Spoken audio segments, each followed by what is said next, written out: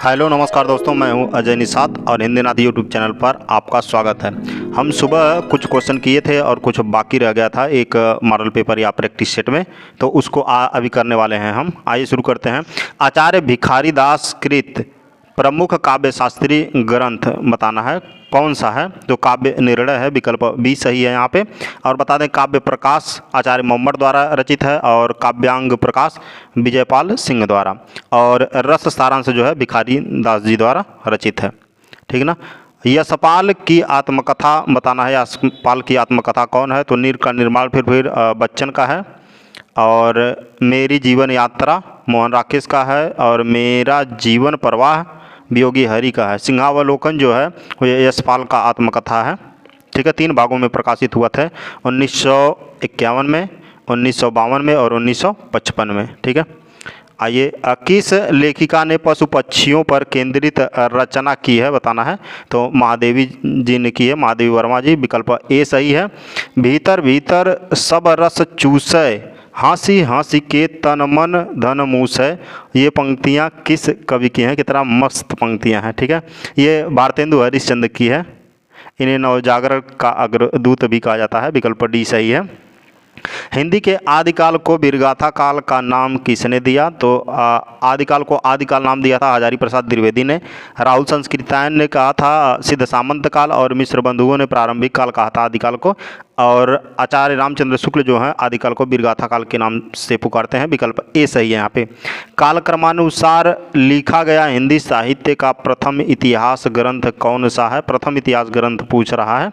रानी केतकी की कहानी जो है मुंशी ईसा अल्लाह के द्वारा लिखा गया है, और the modern vernacular literature of Hindustan George Grierson द्वारा, और इस्तवार द लालित्यूर हिंदुस्तानी गारसा दत्तासी की है, और शिव सिंह सरोज शिव सिंह सेंगर की रचना है।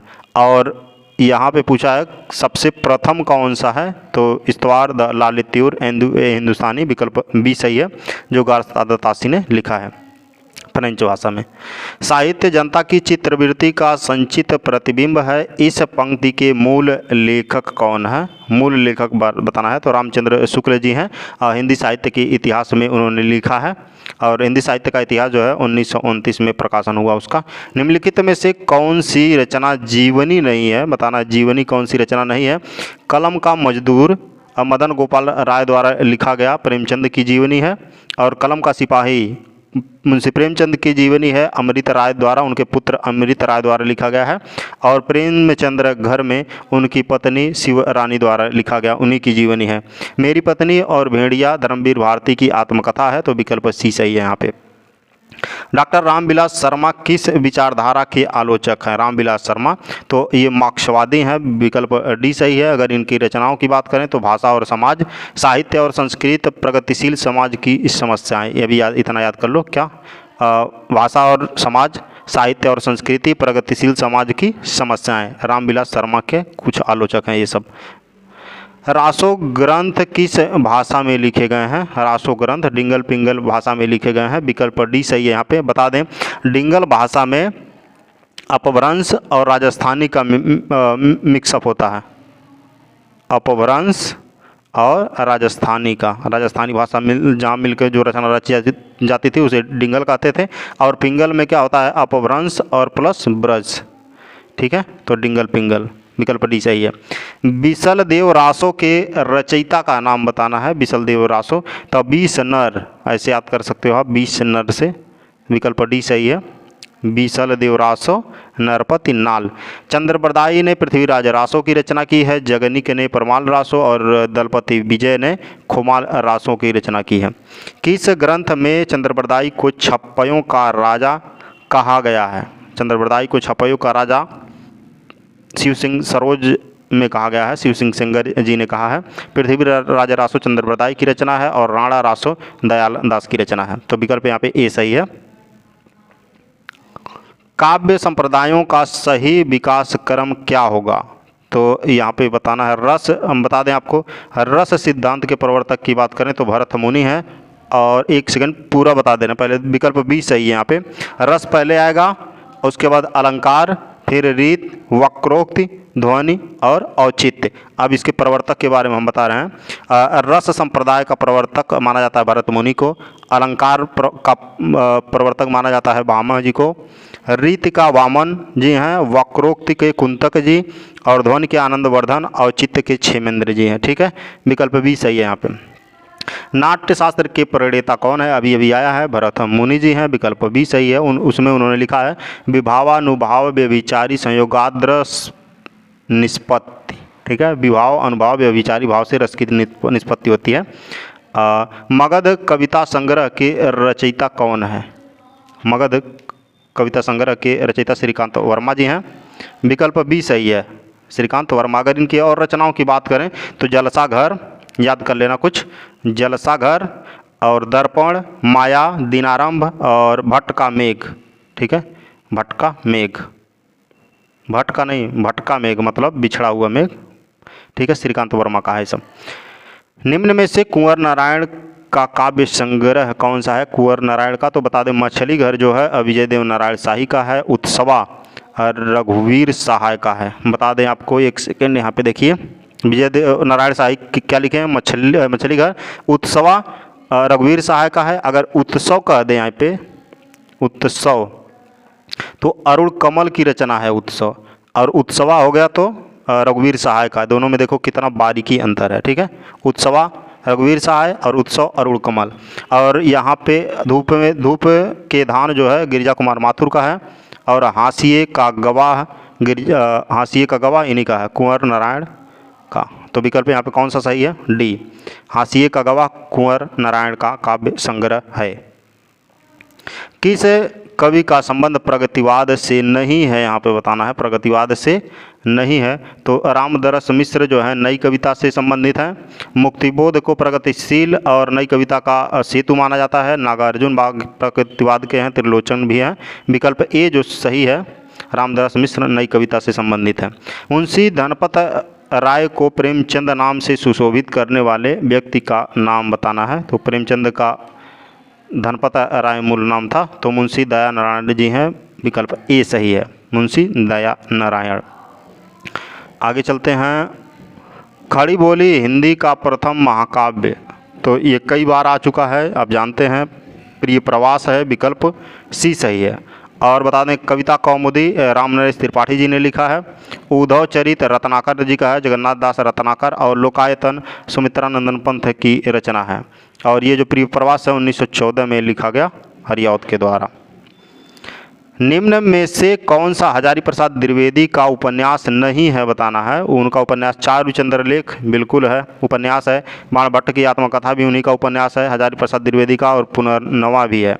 सत्याग्रह जो है ये प्रेमचंद जी की कहानी है। विकल्प बी जो है सत्याग्रह प्रेमचंद की कहानी है, इसीलिए विकल्प बी सही हो जाएगा। अपने अपने अजनबी साहित्य की किस विधा की रचना है? अपने अपने अजनबी, तो यह अज्ञेय द्वारा रचित है। ठीक है, अज्ञेय द्वारा रचित है और यह एक उपन्यास है। विकल्प बी सही है। इनकी अगर एक दो रचनाओं की बात करें, शिखर एक जीवनी याद कर लीजिए, और नदी के द्वीप। सूरदास किस उपन्यास का पात्र है? सूरदास के पास एक अच्छी भूमि होती है, यह एक अंधा भिखारी होता है। और ये भूमि बहुत महत्वपूर्ण जगह होती है, वहाँ पे कुछ लोग फैक्ट्री बैठाना चाहते हैं। और सूरदास एक गरीब भिखारी होता है, अंधा गरीब भिखारी। इसके पास एक इसका भतीजा होता है जो 8 साल का होता है, उसी के साथ रहता है ये। ठीक है, एक झोपड़ी में। रंगभूमि है, मुंशी प्रेमचंद जी का उपन्यास। गली आगे मुड़ती है के लेखक बताना है। गली आगे मुड़ती है यह एक उपन्यास है और शिव प्रसाद सिंह द्वारा रचित है। विकल्प बी सही है यहाँ पे। जिंदगी नामा किसकी रचना है? जिंदगी नामा कृष्णा सोबती की रचना है। विकल्प सी सही है। अगर इनकी और रचनाओं की बात करें तो दिलो दानिश, सूरजमुखी, अंधेरे के, यारों के यार, मित्रों मरजानी, ए लड़की, ये सब इनकी रचनाएं हैं, आप याद कर सकते हैं। एक बार और रिवीजन दोहरा दें, यारों के यार और दिलो दानिश, मित्रों मरजानी, ए लड़की, सूरजमुखी, अंधेरे के याद कर सकते हैं आप। त्यागपत्र उपन्यास के लेखक का नाम बताना है। तो त्यागपत्र जैनेन्द्र जी का उपन्यास है। विकल्प डी सही है। यात्री मित्र यात्रा वृत्तांत के लेखक बताना है। यात्री मित्र यात्रा वृत्तांत सत्यदेव परिव्राजक की रचना है। विकल्प सी सही है। इनकी और एक दो रचनाओं की बात करें तो मेरी जर्मन यात्रा, ठीक, और कैलाश यात्रा, मेरी जर्मन यात्रा, मेरी कैलाश यात्रा सत्यदेव परिव्राजक की रचनाएं हैं। रामवृक्ष बेनीपुरी की कौन सी कृति यात्रावृत्ति की है? यात्रावृत्ति की कौन सी है? तो पंखों में पंख बांधकर, विकल्प सी सही है। पंखों में पंख नहीं, पैरों में पंख बांधकर। ठीक। निम्न में से किस धातु से भाषा शब्द बना है? तो भाषा धातु से बना है, विकल्प बी सही है। खड़ी बोली कहाँ से निकली है? तो खड़ी बोली कहाँ? मेरठ के क्षेत्र में सबसे अधिक बोली जाती है खड़ी बोली, उत्तर प्रदेश में है मेरठ, और पश्चिमी हिंदी के अंतर्गत ये आता है खड़ी बोली। कौरवी नाम भी कहते हैं इसे। और इलाहाबाद में बोली जाने वाली बोली कौन सी है? इलाहाबाद में लखनऊ हुआ, इलाहाबाद हुआ, यहाँ पे अवधी भाषा बोली जाती है, विकल्प बी सही है। अवधी पूर्वी हिंदी के अंतर्गत आता है। पूर्वी हिंदी में और भाषाओं की बात करें बोलियों की तो छत्तीसगढ़ी आ जाता है, बघेली आ जाता है और अवधी आ जाता है पूर्वी हिंदी में। अर्धमगधी से यह उत्पन्न हुए हैं भाषा। वयम रक्षाम क्या है? वयम रक्षाम क्या है? यह चतुरसेन शास्त्री द्वारा रचित एक उपन्यास है, विकल्प डी सही है यहाँ पे। हिंदी भाषा निम्नलिखित में से कौन सा शब्द जापानी भाषा से लिया गया है? बचपन से सुनते आ रहे हैं, नहीं सुनते आ रहे हैं हम बता दें। चाय चाइना से लिया गया है, चीनी भाषा का शब्द है। कमीज जो है अरबी भाषा का शब्द है, और लीची भी चाइना के चीनी भाषा का शब्द है। जो रिक्शा है ये जापानी भाषा का शब्द है, विकल्प भी सही है यहाँ पे।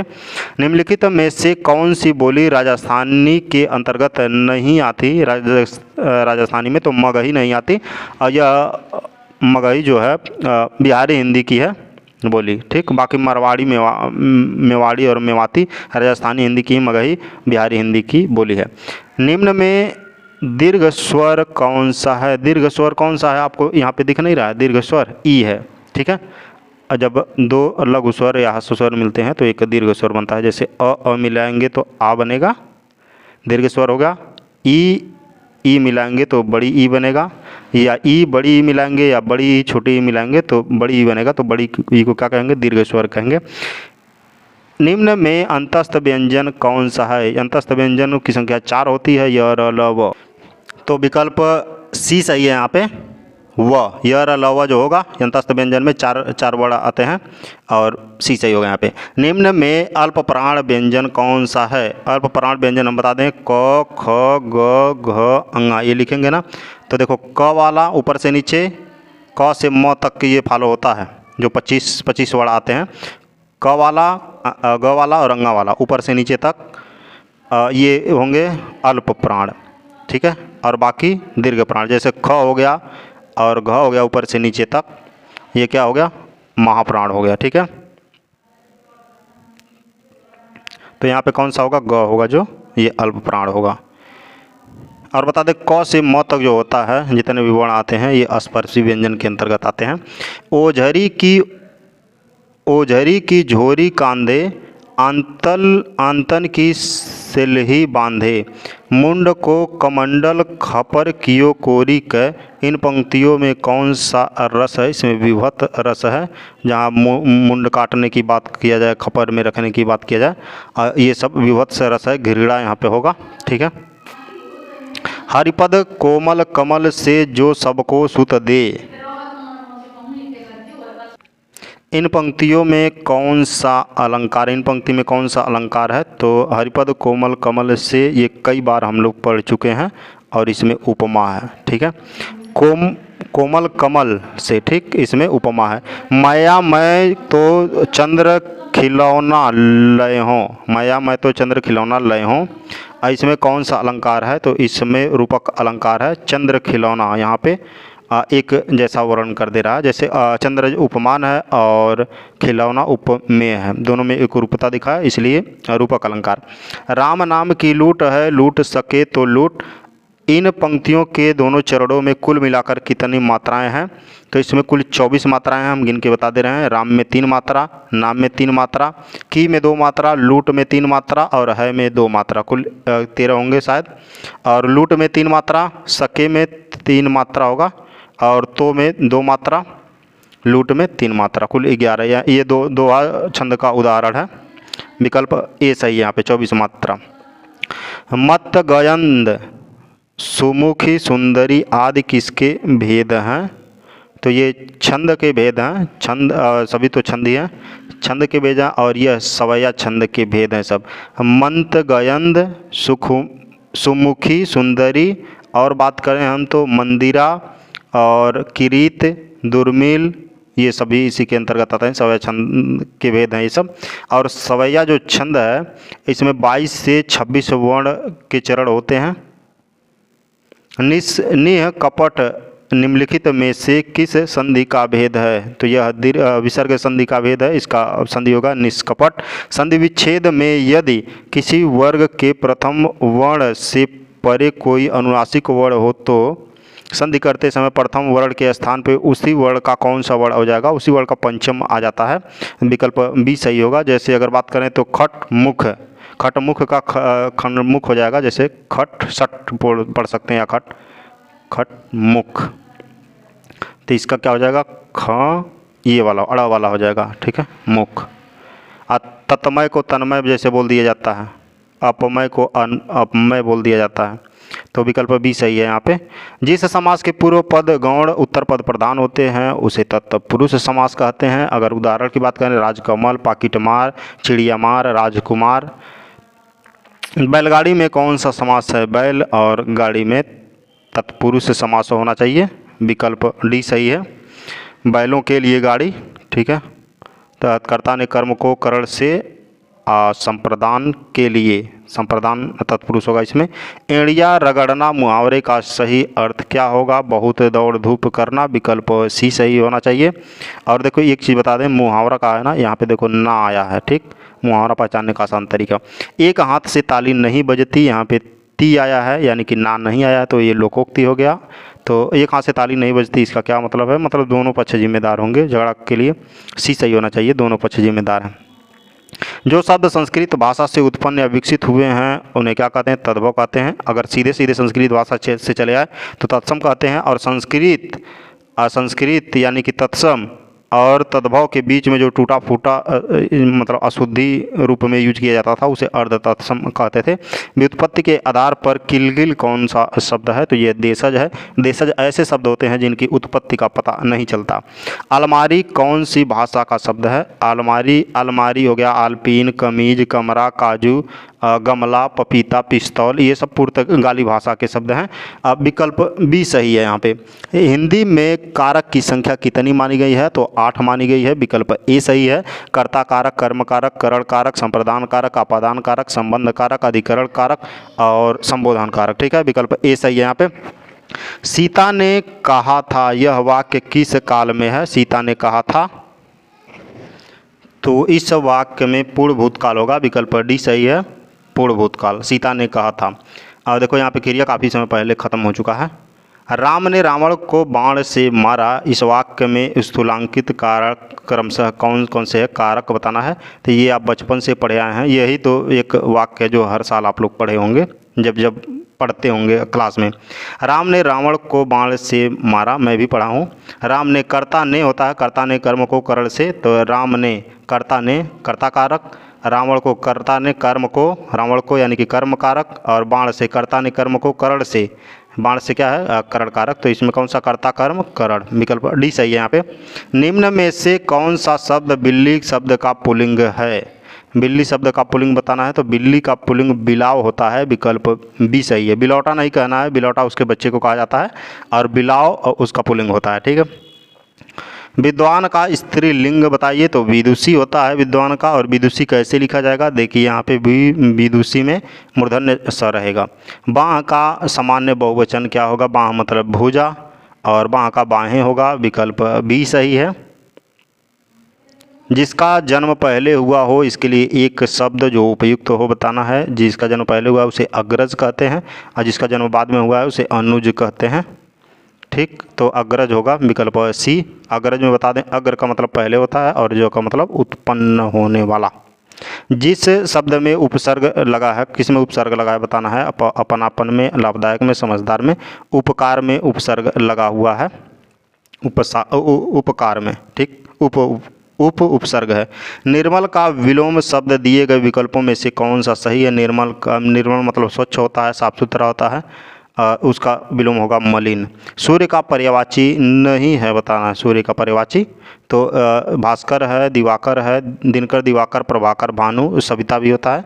मयंक जो है यह चंद्रमा का पर्यायवाची है, तो विकल्प बी सही होगा यहाँ पे। निम्नलिखित शब्द युग्म के सही अर्थ भेद बताना है आपको। तो दांत और दांत, दांत और दांत, एक दांत मतलब दाता वाला नहीं होता, दाता मतलब दान देने वाला, और दांत मतलब मुंह का दांत हो गया। विकल्प बी सही है यहाँ पे। ते अत्र कदा आगच्छन्ति का हिंदी में अनुवाद करना है, तो वे यहाँ कब आते हैं, विकल्प डी सही है। सब देख रहे हैं का संस्कृत में अनुवाद करिए, सब देख रहे हैं सर्वे पश्यन्ति, विकल्प ए सही है। नाटक उत्तर रामचरित के ग्रंथकार कौन है? उत्तर रामचरित बता दें यह 7 अंकों में रचित है और करुण रस की इसमें प्रधानता है, यह भवभूति के द्वारा लिखी गई है, विकल्प सी सही है। झलांग ज सो अंते सूत्र का उदाहरण बताना है, तो दिग्गज होगा, दिक धन गज, विकल्प सी सही है। ठीक, व्यंजन संदेश में हरि एतो संधि होगी, हरि एतो में हरि एतो ही होगी, विकल्प सी सही है। ठीक है, प्रगृह संधि के यहाँ द्विवचनांत हरिपद होने के कारण प्रतिभाव अर्थात संधि कार्य नहीं होगा। राजन शब्द का षष्ठी बहुवचन रूप क्या होगा? राजन का षष्ठी बहुवचन बताना है, तो राज्ञाम होगा, विकल्प बी सही है। अगर षष्ठी विभक्ति में बात करें तो राज्ञ, राज्ञो, राज्ञाम होगा। महर्षि शब्द में संधि बताना है, महर्षि में गुण संधि है, अधः गुण सूत्र से। अपूर्वः कोऽपि कोशोऽपि विद्यते तव भारती, यहाँ पर भारती शब्द क्या है? तो यहाँ पे संबोधन है, संबोधनम, विकल्प ए सही है। रिक्त स्थान की पूर्ति करना है, रिक्त स्थान में कविसु आएगा, कविसु कालिदास श्रेष्ठ, विकल्प बी सही है। लोकायतन के रचयिता कौन है? तो लोकायतन के रचयिता सुमित्रानंदन पंत जी हैं। अगर इनकी और रचनाओं की बात करें तो याद कर लिए, देखिए गुंजन, पल्लव, बीड़ा, ग्रंथि, युगवाणी, युगांत, चिदम्बरा, ग्राम्या, कितने की बात करें, ये सब आप याद कर लीजिए धीरे धीरे। ठीक है, तो ये रहे हमारे 125 क्वेश्चन जो आज पूरे हो गए।